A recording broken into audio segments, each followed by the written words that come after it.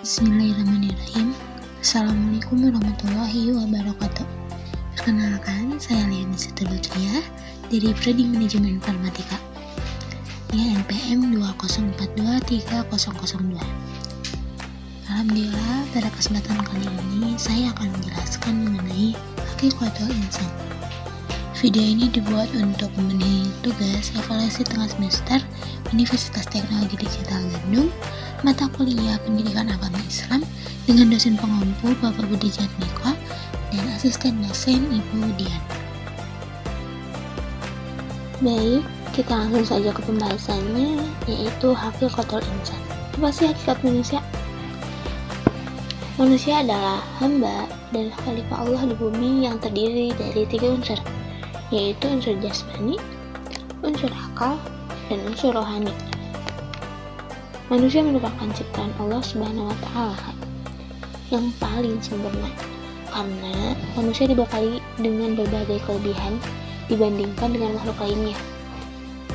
Beberapa kelebihan tersebut antara lain adalah kelebihan nafsu atau sifat dasar iblis.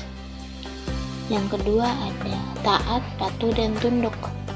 Ini adalah sifat dasar dari malaikat. Dan yang ketiga ada akal. Akal ini adalah sifat keistimewaan manusia. Kenapa sih akal disebut sebagai keistimewaan manusia? Karena hanya manusialah yang Allah berikan kelebihan akal. Ini yang menjadi pembeda antara kita, makhluk Tuhan, dengan makhluk-makhluk yang lainnya. Terdapat dalam akal. Nah,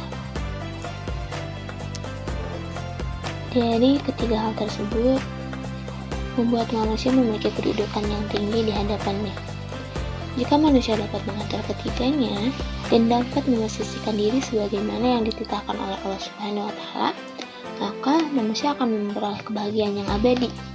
Seperti yang tercantum dalam Quran Surah Az-Zariyat ayat 56, yang artinya berbunyi, "Aku tidak menciptakan jin dan manusia, melainkan agar beribadah kepadaku." Dari tafsir tersebut terlihat jelas bahwa jin dan manusia diciptakan untuk beribadah kepada Allah. Namun, masih banyak golongan manusia yang tidak dapat melakukan sebagaimana yang diharapkan oleh Sang Pencipta. Malah, manusia berbuat sebaliknya dan mengingkari apa yang telah dikaruniakan. Mengapa demikian? Itu karena manusia belum memahami sebagaimana hakikat dirinya diciptakan oleh Allah Subhanahu wa Ta'ala. Lalu, apa itu hakikat manusia? Nah, pada kali ini saya akan menjelaskan hakikat manusia menurut pandangan Islam. Yang pertama, sebagai hamba Allah atau Abdullah. Seperti yang dijelaskan dalam Quran Surah Az-Zariyat ayat 56, Allah mengatakan bahwa Allah menciptakan manusia dan jin hanya untuk beribadah kepada Allah. Ini menjadi sebuah gambaran untuk kita bahwa memang tidak ada maksud dan tujuan lain Allah menciptakan manusia selain beribadah kepadanya. Bahkan kita pun harus sadar bahwa itu memang sudah menjadi kewajiban untuk seluruh makhluk Tuhan, terutama manusia. Dengan segala kelebihan dan karunia yang sudah Allah berikan terhadap manusia, sudah sepatutnya kita mengaku itu semua, bahwa kita memang diciptakan untuk beribadah kepada Allah. Atas setiap nikmat yang sudah Allah berikan yang bahkan tak terhitung itu, lantas apa yang bisa kita berikan selain mematuhi aturannya?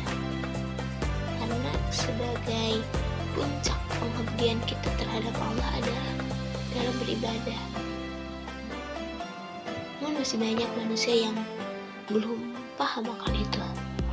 Bahkan sebagai contoh, banyak manusia yang melanggar aturan Allah karena memang mereka masih belum paham maksud dan tujuan mereka diciptakan ini untuk apa. Lalu yang kedua adalah sebagai khalifah di muka bumi. Terdapat dalam Quran Surah Al-Baqarah ayat 30, Allah menjelaskan bagaimana Allah menciptakan manusia untuk menjadikan khalifah di muka bumi ini. Kita tahu bahwa manusia adalah makhluk ciptaan Allah yang paling sempurna. Dengan kesempurnaan inilah Allah memberikan amanah bertanggung jawab berupa khalifah di muka bumi, karena Allah tahu kita manusia mampu mengemban amanah tersebut. Maka dari itu, sudah sepatutnya kita menjalankan amanah tersebut, karena itu adalah salah satu tujuan dari penciptaannya manusia yang sudah Allah jelaskan dalam Quran surah Al-Baqarah ayat 30. Itu menjadi sebuah hakikat bahwa kita diciptakan untuk pertama beribadah kepada Allah seperti poin sebelumnya, yang kedua itu khalifah di muka bumi. Ketiga, manusia sebagai makhluk biologis tercantum dalam Quran surah Al-Mu'minun ayat 12-14 yang menjelaskan bagaimana proses pembuatan manusia yang berawal dari saripati hingga menjadi makhluk yang berbentuk.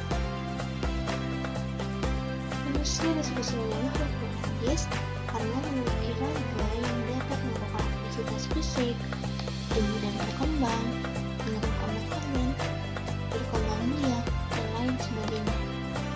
Hakikat manusia sebagai makhluk biologis tetap berakhir dan mengalami kematian. Itulah penjelasan mengenai hakikat manusia dalam pandangan Islam. Dapat disimpulkan bahwa hakikat dari seorang manusia adalah beribadah kepada Allah. Karena di dalam surah Al-Zariyat sendiri sudah Allah jelaskan bahwa Allah menciptakan manusia yaitu untuk beribadah kepadanya. Itulah mengapa pentingnya kita paham akan eksistensi kita sebagai seorang manusia. Agar apa? Agar kita bisa lebih terarah dan tahu tujuan kita dalam proses kehidupan ini. Untuk apa? Yaitu untuk beribadah kepada Allah dengan mematuhi aturannya dan menjauhi larangannya. Baik, mungkin itulah penjelasan singkat dari saya mengenai hakikatul insan atau hakikat manusia menurut pandangan Islam. Mohon maaf, masih banyak kekurangan dalam proses pembuatan video dan penyampaian ilmu ini. Dan terima kasih untuk teman-teman semua yang sudah bersedia menonton video saya hingga akhir. Billahi taufiq wal hidayah. Wassalamualaikum warahmatullahi wabarakatuh.